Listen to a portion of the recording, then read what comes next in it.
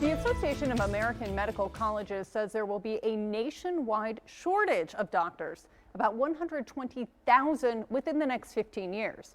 The Texas Tech University Health Science Center, though, has a program to tackle that problem. It is called the Family Medicine Accelerated Track, or FMAT. ABC7's Maria Serrano shows us how it works.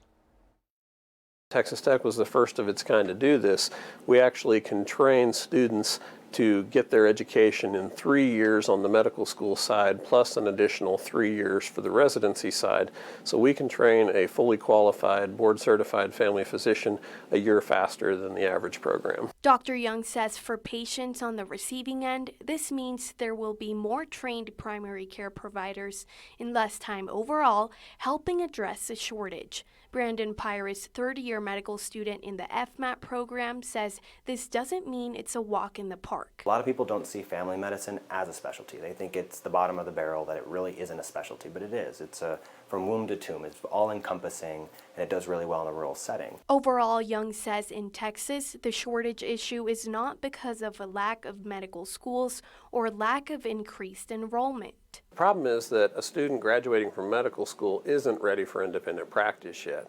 They're like a Toyota coming down an assembly line. It's a fantastic piece of equipment, but if it doesn't have tires on it and it doesn't have a windshield or a steering wheel, it's not quite ready to serve its purpose. Because they need specific residency training. And Young says that in 1997, as part of the Balanced Budget Act, federal funding for graduate medical education through Medicare was frozen at 1997 rates. Well, in 1997, we had a population of about 270 million.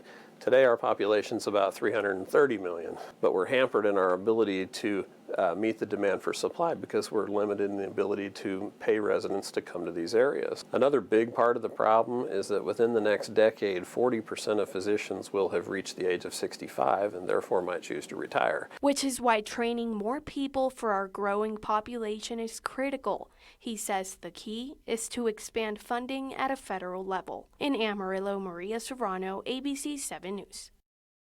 Right now, Congress is considering a proposal that would increase the number of Medicare-supported residency positions by 3,000 each year for the next 5 years to address that shortage.